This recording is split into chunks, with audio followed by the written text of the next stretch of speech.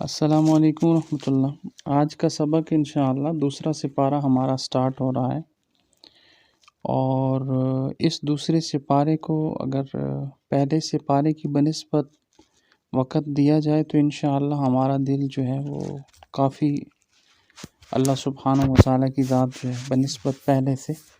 زیادہ روشن فرما دیں گے۔ ظاہری سی بات ہے، ایک کلیہ ہے، جتنا انسان دین کی طلب میں لگا رہتا ہے اور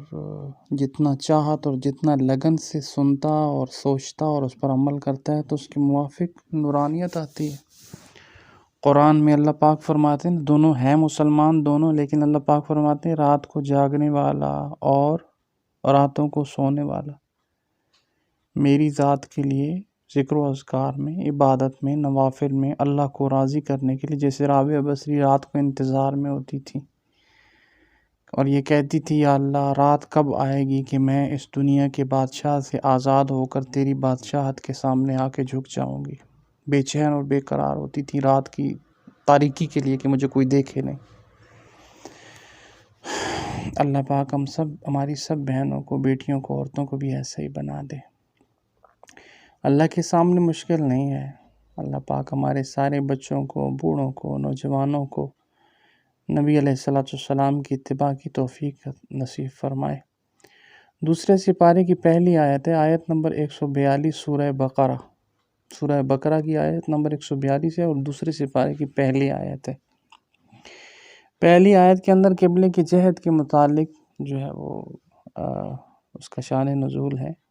یہاں سے شروع کریں گے۔ اعوذ باللہ من الشیطان الرجیم، بسم اللہ الرحمن الرحیم۔ سیقول السفہاء من الناس ما ولاهم عن قبلتهم التي كانوا عليها قل الله المشرق والمغرب يهدي من يشاء إلى صراط مستقيم۔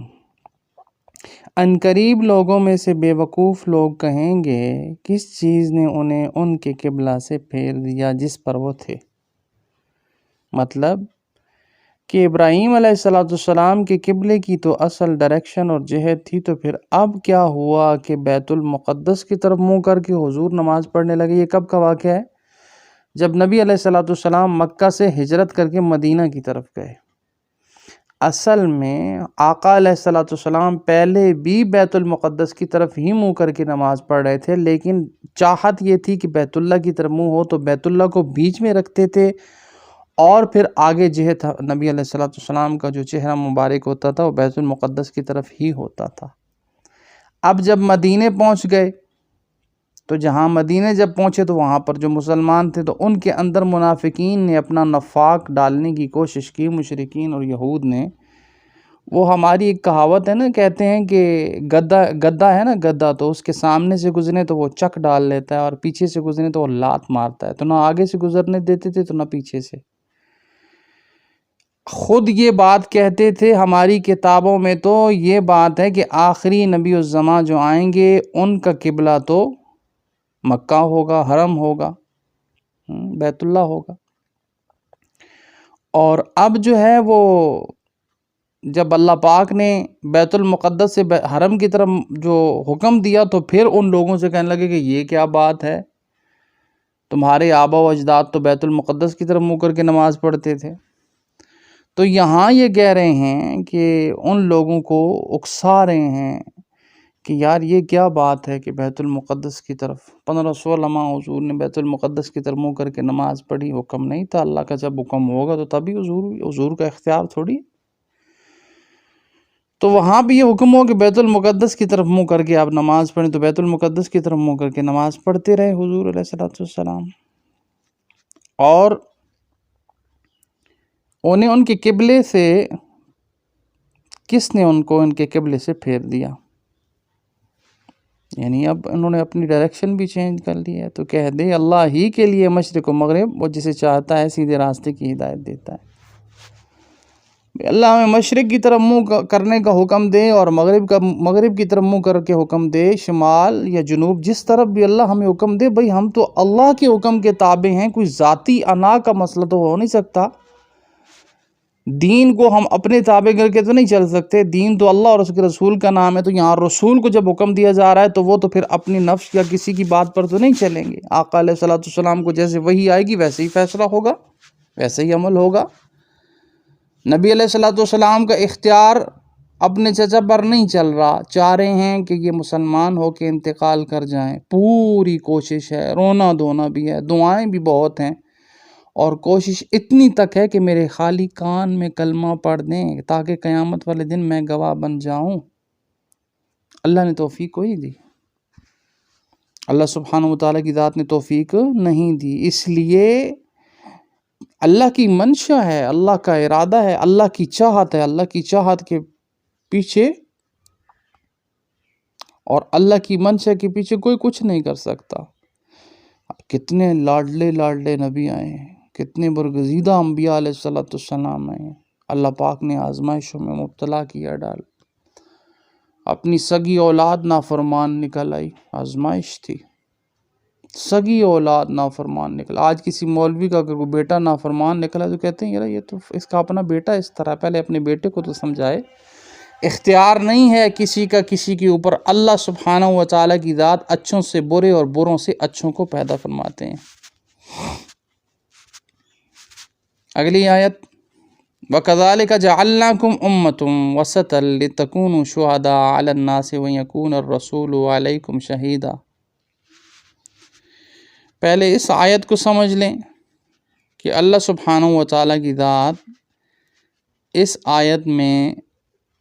جو گواہی کے بارے میں بات فرما رہے ہیں وہ کیا ہے، نبی علیہ الصلوۃ والسلام اس حوالے سے کیا فرماتے ہیں۔ رسول اللہ صلی اللہ علیہ وآلہ وسلم نے فرمایا، نوح علیہ الصلوۃ والسلام اور ان کی امت آئے گی تو اللہ تعالیٰ فرمائے گا تم نے پیغام پہنچا دیا تھا، وہ عرض کریں گے ہاں اے میرے رب۔ پھر ان کی امت کو فرمایا جائے گا کہ کیا انہوں نے تمہیں پیغام پہنچا دیا تھا، تو وہ کہیں گے کہ نہیں ہمارے پاس تو کوئی نبی آیا ہی نہیں تھا۔ تو اللہ سبحانہ و تعالیٰ کی ذات نوح علیہ الصلوۃ والسلام سے فرمائے گا تمہاری شہادت کون دے گا، وہ عرض کریں گے محمد صلی اللہ علیہ وسلم۔ حضور کا زمانہ کہاں، نبی نوح علیہ الصلوۃ والسلام کا زمانہ کہاں ہے؟ پھر ہم شہادت دیں گے کہ یقیناً انہوں نے پیغام پہنچا دیا تھا، اور وہ اللہ تعالیٰ کا یہ فرمان ہے، وَكَذَلِكَ جَعَلْنَاكُمْ أُمَّةً وَسَطًا لِتَكُونُوا شُهَدَاءَ عَلَى النَّاسِ۔ ٹھیک ہے، یہی آیت۔ اور ابو ہریرہ رضی اللہ عنہ سعید خدری رضی اللہ عنہ کیا فرماتے ہیں، تیسری شہادت دنیا ہی میں مسلمانوں کی کسی کے حق میں نیک یا بد ہونے کی شہادت ہے، جس کی بنا پر نبی صلی اللہ علیہ وسلم نے ایک جنازے کے لیے جنت اور دوسرے کے لیے جہنم واجب ہونے کا اعلان فرمایا۔ اور آگے کیا فرمایا، وَجَعَلْنَا الْقِبْلَةَ الَّتِي كُنْتَ عَلَيْهَا إِلَّا لِنَعْلَمَ مَنْ يَتَّبِعُ الرَّسُولَ مِمَّنْ يَنْقَلِبُ عَلَىٰ عَاقِبَيْهِ وَإِنْ كَانَتْ لَكَبِيرَةً إِلَّا عَلَى الَّذِينَ هَدَى اللَّهُ وَمَا كَانَ اللَّهُ لِيُضِيعَ إِيمَانَكُمْ إِنَّ اللَّهَ بِالنَّاسِ لَرَءُوفٌ رَحِيمٌ۔ کیا فرمایا اللہ سبحانہ و تعالیٰ کی ذات نے،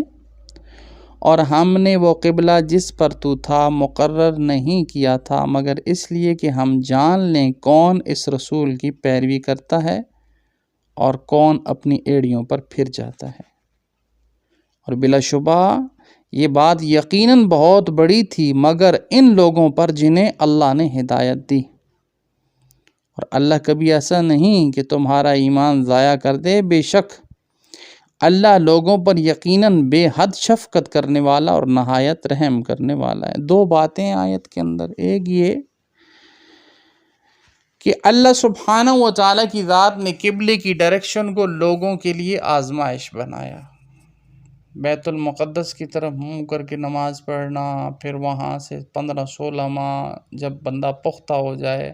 چلو جی اب حرم کی طرف منہ کر لو، نماز میں ہی،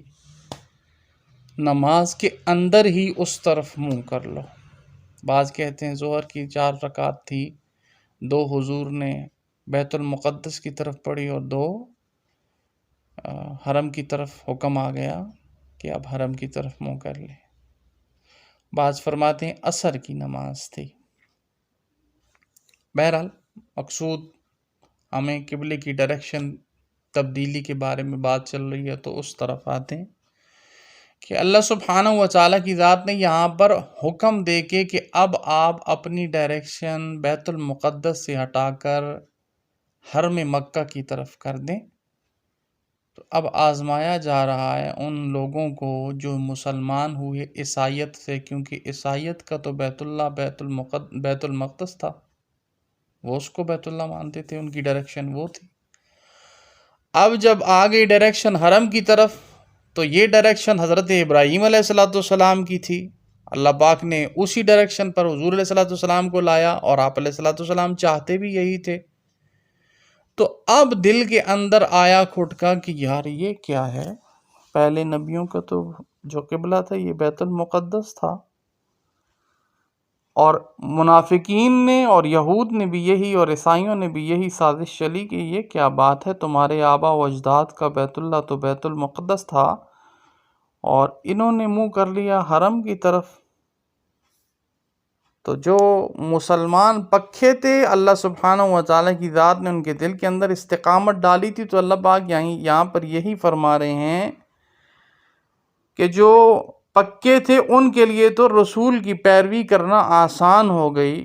اور اللہ پاک یہی جاننا چاہتے تھے کہ کون اپنی ایڑیوں پر مڑ جائے گا، اور بلا شبہ یہ بات یقیناً بہت بڑی تھی، مگر ان لوگوں پر جنہیں اللہ نے ہدایت دی، جس کو اللہ پاک نے دل کے اندر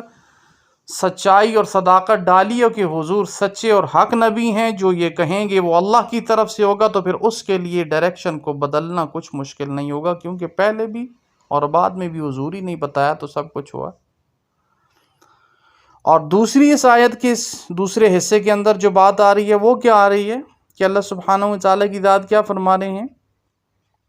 اور کبھی اللہ ایسا نہیں ہے کہ تمہارا ایمان ضائع کر دے۔ اس پر صحابہ نے یہ سوال کیا کہ یا رسول اللہ، ہمارے فلاں بھائی ہیں، جبکہ حکم آپ کو آیا ظہر یا عصر کی نماز میں، فلاں علاقے میں جو خبر پہنچی ہے اگلے دن ظہر کی پہنچی ہے، فلاں علاقے میں جو پہنچی ہے اگلے دن عشاء کی پہنچی ہے، یا 2 یا 3 نمازیں، 5 یا 7 نمازیں جن لوگوں کی نہیں ہیں، یا جو لوگ دوسرے کسی ملک میں ہیں، یمن میں تھے، ہوائی جہاز تو تھا نہیں، کال کا سسٹم نہیں تھا، تو اب وہاں پہ جب خبر پہنچی اور جو لوگ جہاد کے اندر تھے ان تک جب خبر نہیں پہنچی اور وہ بیت المقدس کی طرف منہ کر کے نماز پڑھتے رہے اور ان کا انتقال ہو گیا، تو اب ان کی تو نمازیں ضائع ہو گئیں کیا؟ تو یہاں اللہ سبحانہ و تعالیٰ کی ذات نے ان کو حوصلہ دیا کہ ایسی بات نہیں ہے، جن لوگوں کو علم نہیں تھا ان کے لیے ناسخ کا علم ہے ہی نہیں، منسوخ کا علم ہے ہی نہیں، منسوخ کا جب حکم پہنچ گیا تو اب ناسخ اس کے اوپر عمل کیا جائے گا۔ سمجھ میں آئے؟ جن لوگوں تک یہ بات، یہ خبر پہنچی ہی نہیں، یہ سیم بالکل اسی طریقے سے ہے کہ انسان کسی اس وقت کی بات سے بات سمجھ میں آ جائے گی کہ اس دور میں اگر کوئی بندہ شمال کی طرف بیت اللہ سمجھ کر نماز پڑھ رہا ہے، کسی جنگل میں ہے نماز پڑھ رہا ہے، تو پیچھے سے گزرنے والے بندے نے کہا کہ بھائی آپ شمال کی طرف منہ کر کے نماز پڑھ رہے ہیں، جبکہ قبلے کی تعین تو یہاں پر مغرب کی طرف ہے، آپ اپنے دائیں ہاتھ پر اتنے ڈگری گھوم جائیں تو پھر آپ کا قبلہ درست ہو جائے گا، تو وہ نماز میں ہی گھوم جائے گا۔ جو اس نے پہلے ادا کی 2 رکعتیں، 1 رکعت جو جنوب کی طرف یا شمال کی طرف، وہ بھی اس میں شامل ہوگی، کیونکہ علم نہیں تھا، اور کوئی کسی سے پوچھنا کیسے وہ پوچھتا کہ اس کو وہاں پر پوچھنے کے لیے جگہ بھی نہیں تھی، کوئی بندہ بھی نہیں تھا، اور وقت بھی ایسا تھا کہ اس کو سمجھ بھی نہیں لگ رہی تھی کہ گھنا جنگل تھا، سورج کی ڈائریکشن کی بھی سمجھ نہیں لگ رہی تھی، اور رات کی تاریکی یا صبح کی تاریکی تھی، تو صبح کی تاریکی اور رات کی تاریکی میں پتہ نہیں چل رہا تھا کہ بھئی سورج کدھر ہے، سورج تو موجود ہی نہیں ہے، میں کیسے پتہ چلے گا مجھے کہ کس طرف قبلہ جا رہا ہے اور کس طرف سورج غروب ہو رہا ہے، ڈھل رہا ہے، اور میں کہاں پہ کھڑا ہوں۔ تو اس لیے یہاں پر اللہ سبحانہ و تعالیٰ کی ذات نے ان صحابہ کرام رضی اللہ تجمعین کے اس سوال پر امت کو مطمئن کر دیا کہ اگر ایسا کوئی مسئلہ پیش آ جائے موجودہ لوگوں میں، سوال تو اس وقت کے لوگوں کا تھا کہ اگر موجودہ لوگوں میں سمجھ میں نہ آئے اس بات کا مسئلہ، کہ مثال کے طور پر کسی کے گھر میں چلے گئے اور گھر میں جا کر انہوں نے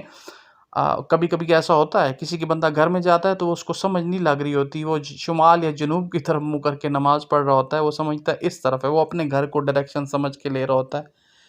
اب اس نے پوچھا نہیں لیکن پڑھ لی، اب اس کی یہ نماز نہیں ہوئی، کیونکہ اس کو قبلے کی ڈائریکشن پہلے علم نہیں تھا.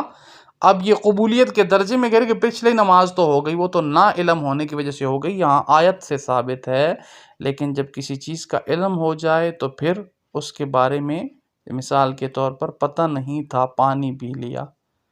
کہ میرا روزہ ہے، یہ پتہ نہیں تھا اور پانی پی لیا. مولوی صاحب کے پاس گئے تو کہا جی مجھے پتہ نہیں تھا، میں نے پانی پی لیا تو میرا روزہ ٹوٹ گیا. اس نے کہا جی نہیں.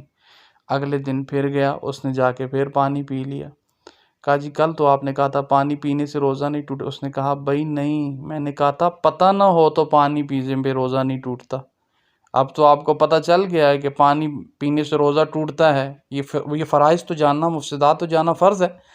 آپ نے انجانے میں پانی پیا ہے، انجانے میں پانی پینے کی وجہ سے روزہ نہیں ٹوٹتا. آپ نے تو اب جان بوجھ کر پیا ہے، میں نے یہ نہیں کہا کہ پانی پینے سے روزہ ٹوٹتا ہی نہیں ہے. تو بالکل سیم مسئلہ اسی طریقے سے ہے. اے نبی علیہ السلام کے غلاموں، تم مطمئن رہو، تمہارا کوئی بھی عمل ضائع نہیں جائے گا. کوئی جہاد کے میدان میں شہید ہو کر مرا ہے، یا جیسے کیسے بھی اس کو قبلے کی جہت کی آیت اس تک نہیں پہنچی تھی کہ اب اللہ پاک نے قبلہ بیت المقدس سے بیت اللہ بنا دیا تو اب منہ بیت اللہ کی طرف کر کے نماز پڑھو. جب تک وہ آیت وہاں پر نہیں پہنچی تھی، وہ خبر وہاں پر نہیں پہنچی تھی، وہ لوگ جس طرف بھی منہ کر کے نماز پڑھ رہے تھے بالکل درست ہے، ان کا کوئی عمل ضائع نہیں ہوگا، اس لیے پریشانی کی کوئی بات نہیں. یہاں نبی علیہ السلام کے صحابہ کو مطمئن کرنے کے لیے، کتنی بڑی بات ہے کہ صحابہ کرام رضی اللہ اجمعین